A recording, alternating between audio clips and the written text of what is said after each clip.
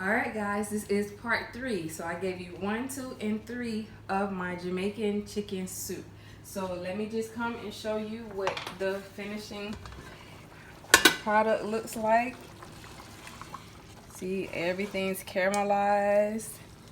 Got all my veggies, my chicken, my thyme, my pimento, my scallions, my scotch bonnet pepper. And what you want to do is you want to make sure with the scotch bonnet pepper it does not bust, because if it busts, you're going to have some really spicy soup. So now I'm going to plate it. I got my bowl, so I can turn that down on low now. Alright, so I'm just going to add this in to, oh, it looks so good, doesn't it? I'm going to add this into the bowl. Make sure I get a little bit of everything, because every little thing is going to be alright. Alright, so here's my soup.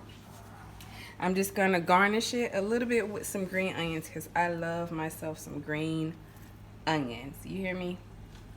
And then I got me some lime. I'm just going to add a little lime into it, just to give it a little kick, you know, a little flavor.